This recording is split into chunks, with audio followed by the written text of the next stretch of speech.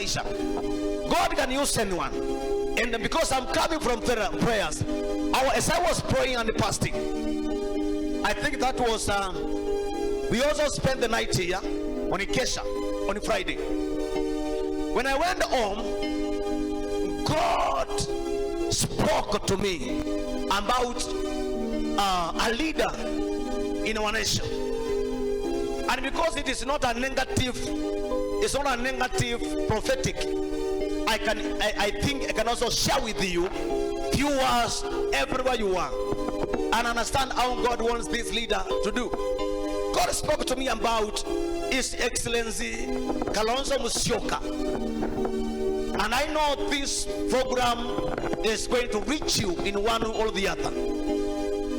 I don't want to benefit on it, neither did God reveal to me to benefit on it. No, I am just a vessel. I'm just a vessel. I'm not a politician, neither do I have any personal interest with the politics, but God speaks to me as a prophet of this land. This is what God told me. God told me that you need to send this message to him wherever he is, that God has considered you, Mr. Musyoka, Your Excellency. God has considered you, and He wants to use you to become a leader in our country. In fact, to the top positions. I'm using the word top positions the way God said it. But He said that you have been going to church several times, and that pleases Him. You have been faithful to Him, that pleases Him. But there is area that you have been too much weak on it, and God wants you to elevate yourself and become strong. And He told me you need to understand on how to prepare the altar of God. There is no successful leader who can succeed without knowing how to prepare God's altar. We have the current president. This man, our president, we love him so much. He knew the secret. Beyond going to church, he knew how to raise the altar.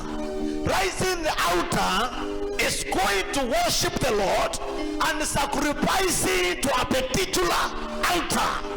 You honor God in a church altar. There's difference between going to worship and honoring God with your sacrifice.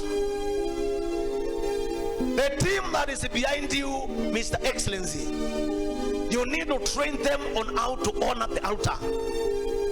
Whenever you go to church, have a sacrifice, what we call a covenant sacrifice, that will be sacrificing knowing that God is going to fight you ahead of you, that God is going to go before you. So in a summary form, God has been pleased with you, and He wants to use you to the top positions. But the area you need to check on it is on raising the altar of God. The altar of God. I'm not saying you come to a church. I'm saying whenever you go to any particular altar, raise a covenant sacrifice. Make a vow before God's presence, and God will visit you, and God will help you. Otherwise, that is on the way to go. There is power in God's elevated altar. There is power in God's covenant altar. There is power in God's sacrifice.